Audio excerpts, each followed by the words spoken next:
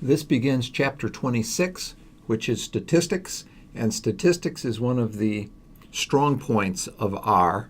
In fact, some people would probably call R a statistics package, but it is, as you found out in the previous chapters, it's much more than a statistics package. It's a full programming language. But a lot of statisticians have gotten their hands into the programming in R, and it has a number of routines that are quite useful in terms of doing statistical inference. I'd like to start with an example, which is drawing a histogram of the precip data. Now, the precip data set is a number of precipitation totals, annual precipitation totals in the United States. And when you look at that histogram, it's not a perfect bell-shaped curve, but it does have tails out there at either end. And the only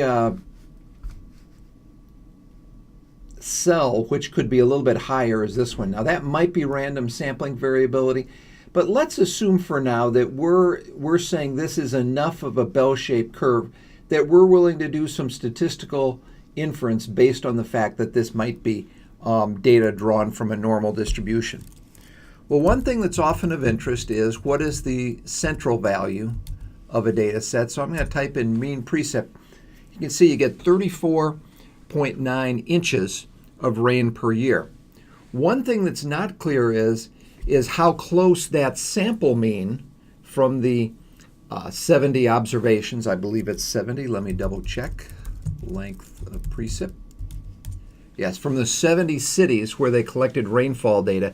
It's not clear how close that sample mean is to the population mean in terms of the mean precipitation per year over the whole of the United States rather than just these 70 cities. So one thing we can do is we can construct what's known as a confidence interval for the mean. And I'm going to do that in a kind of slow fashion, and then I'm going to speed it up after that. So here it is in the slow fashion. The first thing I'm going to do is I'm going to set n equal to the length of precip. Now, the reason I'm doing this in the lower left-hand window is that I may change my mind and do something different based on what I see. And that's how statistics goes sometimes. Sometimes you start with a histogram. From the histogram, you go in one direction, or if it's got a different shape, you might go in another direction. Let's go ahead and set x bar equal to the mean of precip. So now, so far, we have n is equal to 70, and x bar is equal to 34.9. Then I'm going to calculate the standard deviation. I'm going to put it in SDev, and I'll do that with the SD function. I will set alpha to 0.05. Now, what this means is I'm going to be calculating a 95% confidence interval. So that goes in there. And then I'm going to calculate a critical value.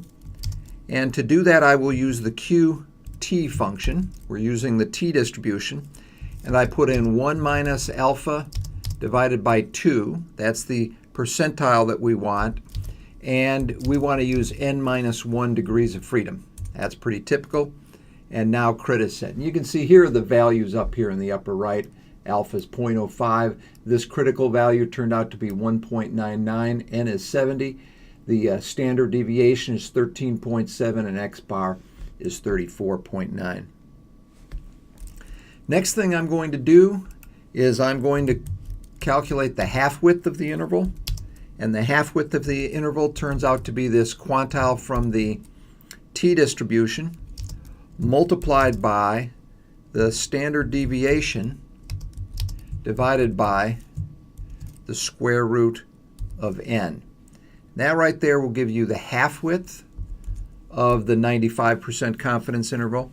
And then if I want to display this confidence interval, I could just say it is x bar minus the half width and x bar plus the half width. And there's my confidence interval. So the confidence interval is centered around the mean precipitation, which is 34.9 inches. That is from up here. And the lower end of the confidence interval is 31.6 inches per year, and the upper limit is 38.2 inches per year. And that's the way they should be reported in terms of reporting the confidence interval. So I am 95% confident that from this data set, the mean precipitation in the United States lies between 31.6 inches and 38.2 inches. Now, this particular procedure is run through so often that there is a built-in function called Ttest. And what Ttest does is if you give it precip, it will run what it calls a one-sample t-test, and you can see what comes out here. Here is your degrees of freedom. That's 1 less than n. You get 69 degrees of freedom. And your 95% confidence interval is right here. And you can see that confidence interval matches this one right up here exactly. The mean value of x bar comes out here, 34.88. And that gives you an idea on how you can create a confidence interval very quickly without going through all of the details. Now, one more thing, if there is a hypothesis test that has a alternative that there is no rainfall in the United States, that is, the true mean is not equal to 0 versus the null hypothesis that there is no rainfall in the United States, that will return a tiny, tiny p-value. You can see 2.2 times 10 to the minus 16th. That's kind of a silly hypothesis to run, but you can run others if you would like to, and the t-test will run that test. One last thing, if you want to extract some of the information from t-test, you can say let me just do an up arrow here, t-test $conf.int, and it will give you just the confidence interval. In addition, if you wanted just that p-value, you can type p.value, and you will get that 2.2 e to the minus 16th. Here it's telling you that the p-value is less than that.